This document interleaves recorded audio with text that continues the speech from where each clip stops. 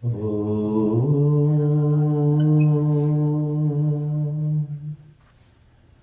Om Udyanam Te Purusha Na Avyanam Jivatum Te Dakshitatim Krinomi Ahi Rohema Imam Amritam Sukham Ratam Artha Jirvi Vidatam Avadasi. This mantra encourages us to rise, elevate ourselves. Do not descend lower. My dear brothers, sisters, parents, friends, my fellow souls, namaste. Today I'd like to talk about the use it or lose it principle.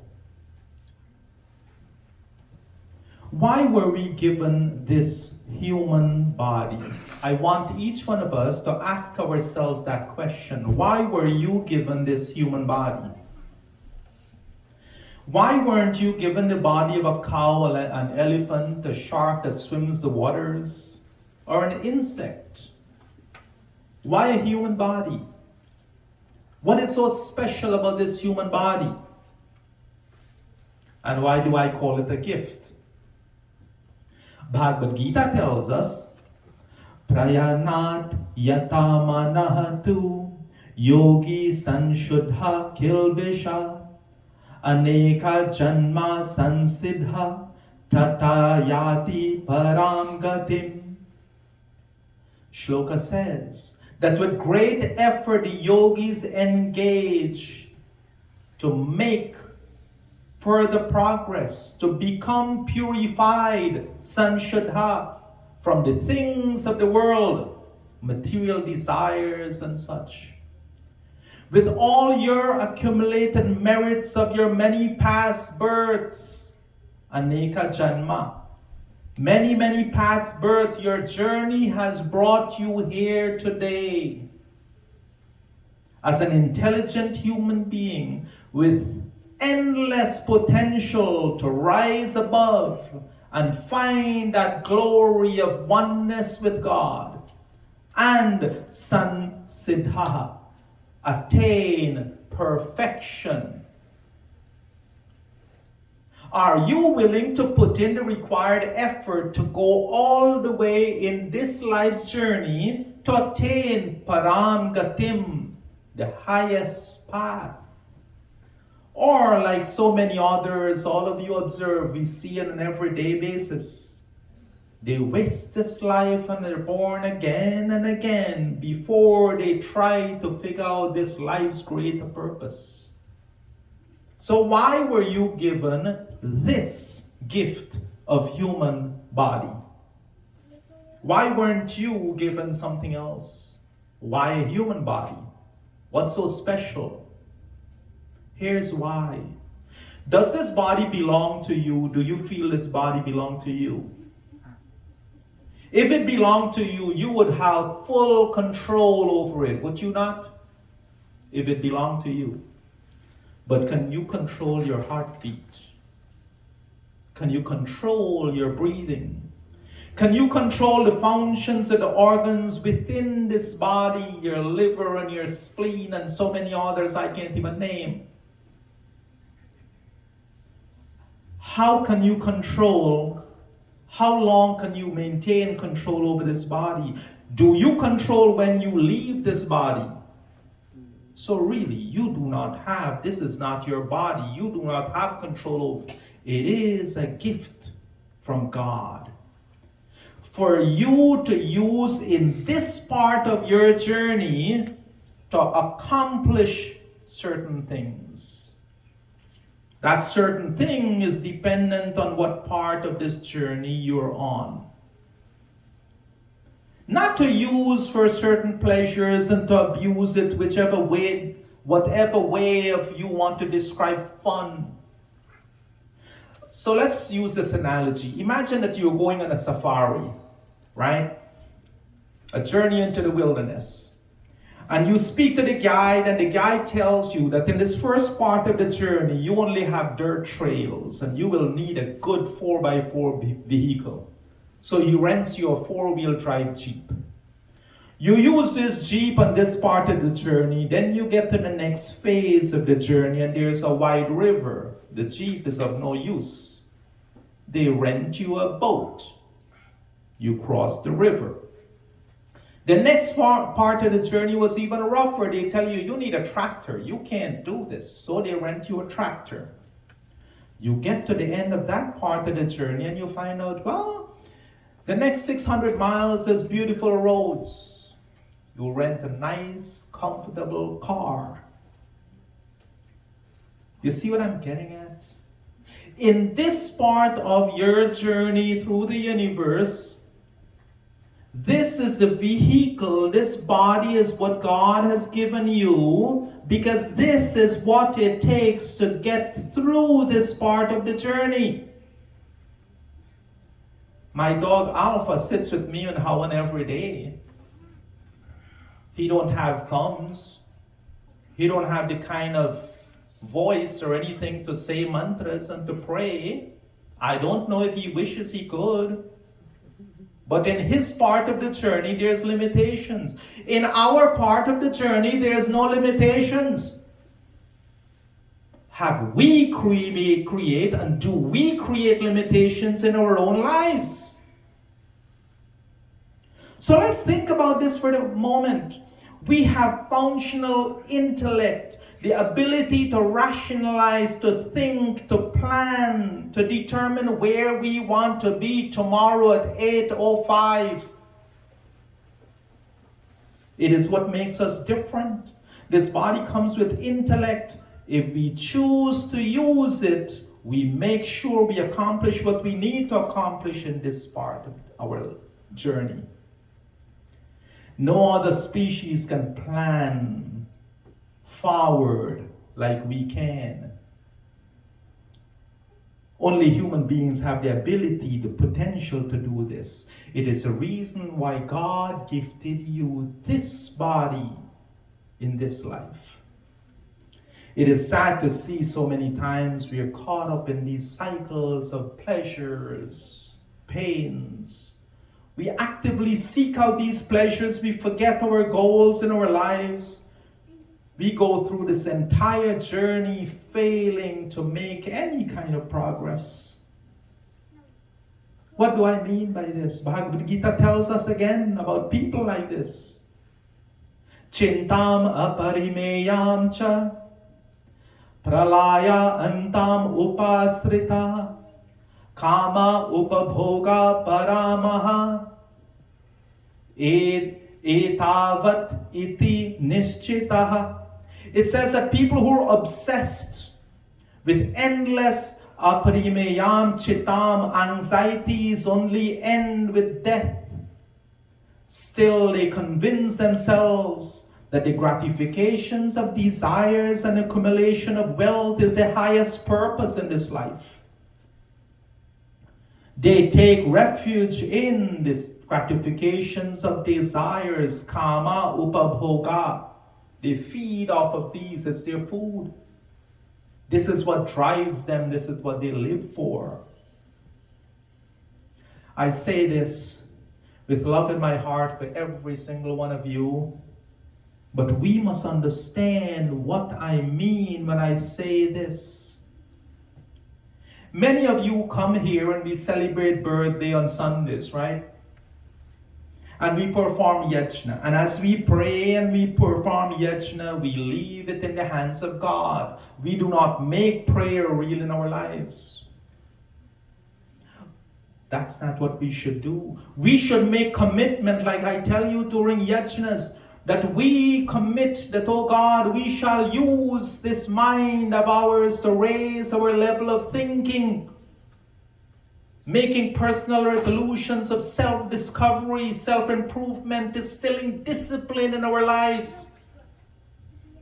God helps he who helps themselves. Universal law.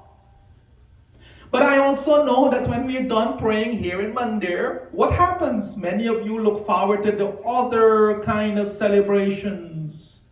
The drinking and the intoxication and the other questionable things which we do to celebrate the same occasion we did yajna for. Think clearly about this. When we do that, we nullify or cancel any good karma you have acquired by doing yajna. We do this at home too. We have yajna during the day and then we have the celebration in the night. Forgive me if it sounds critical, but this is what happens. You sit down, you listen attentive to Pravachan, you pray, you created many good, positive karmas in your life. And when you go home and you engage in that, you're creating negative karmas in your life. Let's simplify this for a moment. You sat down, you prayed, you took a few spiritual steps forward. You leave, you go and you do those things and you take a few steps backwards. How does this make any sense? How does it make any sense? So if you keep doing this over and over, do you expect to make spiritual progress on your journey? You keep taking 2 steps forward and 3 steps back, and 2 steps forward and 3 steps back. And then, as life goes by, and we're in our 50s and 60s and 70s and 80s, and we realize we have made no progress in this life. Oh God, help me. But we have failed to help ourselves. We are not here to engage only in the material aspects of this world. Let's look at it a little bit differently now. Let's say you borrowed something from someone else. You bought something at Home Depot and you decide to go and borrow your friend's truck to go and bring that thing home. Are you one of those people who take care of the thing you borrowed better than you take care of your own? Or are you one of those, it's somebody else's, you don't care whether you scratch it up and you dent it, I'll return it when I'm done, it's not your problem. This is a gift. We have to and we must look at it as a gift from God, that it is our responsibility to take care of it. We have a gift of this human body. Atharva Veda tells us, Om Kirtischa Yashacha Ambhacha Nabhacha Brahmana Varachasam Chanam Cha Anadhyam Cha Ya Etam Devam Ikavritam Veda. A person who knows, a person of good repute, a person who displays divine virtues in his thoughts, words, and deeds. One who deserves fame and glory, don't look for it, but deserves it, by doing righteous things, saying and thinking righteous things. That's the kind of person we need to become.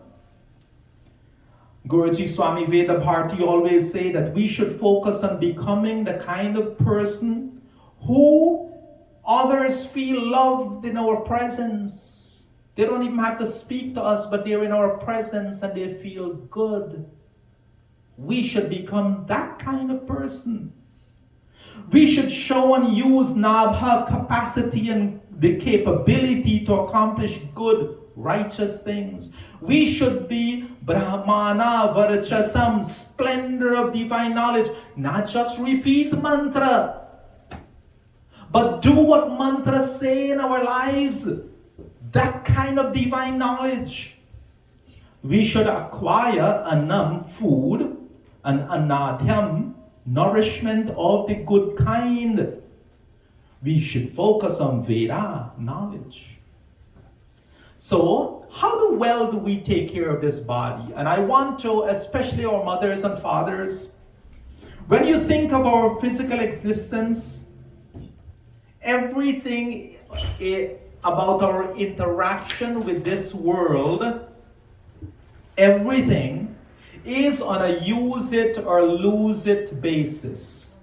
Let's call it the use it or lose it principle. And I want all of us to understand this. It's very important to understand. It is a fundamental truth in our lives. It's a reality. Let's talk about our health and the aspects within our control. Let's look at the reality of life. If you choose to sit around and be inactive, and you do nothing, you lose your health, right? Universal truth. If you decide to sit in front of the TV all day and you do nothing for months on end, and one day you decide to go on a long walk, or you're forced to go on a long walk, there will be times the limbs refuse to move and do what you want them to do. You are going to feel out of breath and pain and hurt. Why? Because you have chosen not to use them in the past. You use them or you lose them. You remember reading about the stories where people in India, they'd raise their arm and they'd not use it in a false sense of showing some kind of a sacrifice, and the limb would shrivel into nothingness because they have failed to use it.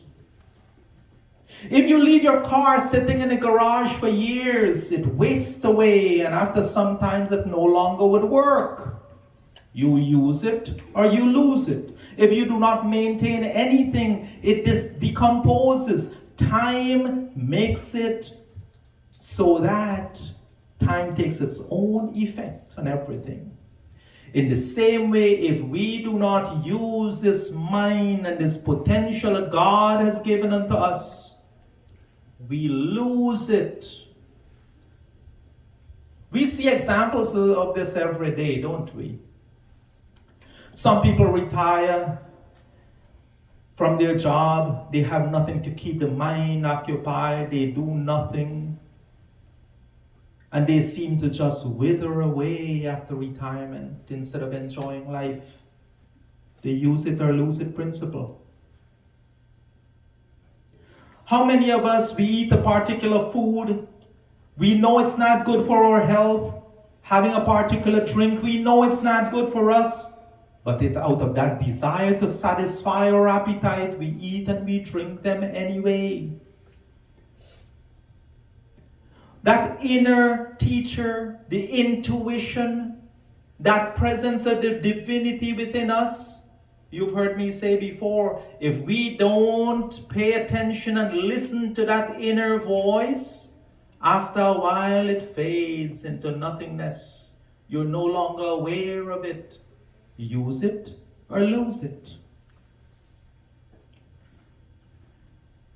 You see, I'd like to point this out, and again I say this with love in my heart. Our older mothers and fathers, sometimes we don't do the right thing either. They live with us and they suffer from different kind of illness. They have worked hard in their life. And oftentimes the only exercise they get is from getting up and helping themselves in the kitchen and moving around in the house. And out of our own goodness of heart, what do we say? Oh, Ma, don't get up, I'll get it for you. Oh, Ma, don't do this, I'll do it for you. And mistakenly taking away the little bit of exercise they get. And after a while, they can't move. So if Ma and Pa can help themselves and they want to help themselves, let's encourage them to help themselves so they can keep moving. Sometimes our doctors have their best intentions and they fail us too. I've seen this happen. A mother could help herself, but the doctor fills out the right paperwork so the mother gets full-time home care at home. Now she stopped moving. Think about it. The little bit of exercise she gets in her life, now home care does everything, so she sits. And the few examples I know, 6 months later, she could no longer move. Again, we don't want to acknowledge it. but it is that use it or lose it principle. It also applies to our spiritual ability. The ability to activate, to open and use that inner spiritual eye that each one of you possess. But if you don't use it, you lose it. Again, Bhagavad Gita tells us, Katu amla lavana ati ushna tikshna ruksha vidhahena ahara rajasyasya ishta dukha shoka amaya pradha. It tells us here about if we consume and we just get into the habit of spicy and hot foods, it tells you a lot about your character too. That kind of stuff, and when you're buried in enjoying the physical things and the drinks and the drugs and the abuse of that kind of stuff, they're done in rajasyasya, the mode of passion. Persons permanently in the mode of passion, they find those things enticing and they stay eating those. But remember, the purpose of eating is to keep the body healthy and strong. Without moderations, food like that produces pain and grief and sorrow. Without moderation with the things you eat and drink, what do you end up with? Bad health, poor health. We must. Basically, this shloka is telling us everything in moderation. When we recognize the good, we stay with the good. When we recognize the bad, we let go of the bad. And think of the game that we play on ourselves and the hypocrisy we often get into. I am Pandit here in Mandir, who teaches you about loving all of God's children, right? But imagine if outside of Mandir, I go and I eat all of God's children. I feast on the corpse of God's children. And I indulge in drugs and drinks. Am I leading by example? How will you ever take me seriously if I am not leading by example? So simply because each one of you know that the only way to lead is by example. There is no other way. Vedas teach us the same way. You see, God has given us all that ability to see spiritually. But I'll ask you this. The reason why we do not see spiritually is because we have made it so that there is nothing to see. You know what I mean by this? Imagine for a moment that you go into a dark room, right? You go into this dark room and there's no light coming in from anywhere. You close the door. Have you lost your ability to see? No, you have not lost your power of sight. There is nothing to see because why? Because there is no light. Your power of sight is still intact. And herein lies the problem for most of us. We can see spiritually, but we have failed to turn on the light. If we fail to turn on the light, then there's nothing to see, even though you can see. My fellow souls, we cannot continue to do this to ourselves. We have that ability to see spiritually. Let us choose to turn the light on every time you come to Mandir. Every time you listen to a Pravachan. Every time you sing a bhajan, look at the meaning of bhajan. Make it real in your own lives. So again, as I've done before, today I leave you these questions in your mind. Where have we come from? Why are we here? What is our purpose? Where do we go from here? And I leave you this message.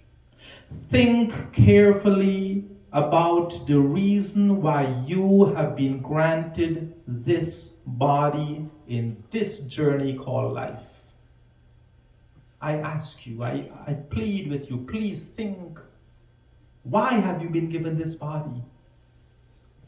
Remember, use it or lose it principle. If you do not lose what God has given you, you will lose. If you do not use what God has given you, you will lose what God has given you. It is that simple. My fellow souls, today I pray that each one of us, each one of you leave Mandir today, that you leave with a newfound sense of motivation, the drive to understand these questions, to live a life full of purpose, to identify your spiritual goals, to fully use the faculties which has been given to you by Parampita. And even as you come here every Sunday to pray to the divine, you should always remain focused on the goal, the purpose for which you are here. I pray that all of you have taken this message of mine today seriously. Remember, use it or lose it principle. It applies to every single aspect of our very existence. Om Purnamadaha Purnamidam Purnat Purnamudachyate Purnasya Purnamadaya Purnamevavashishyate. With love and humility in my heart, I say namaste to each and every one of you. Om Shanti Shanti Shanti.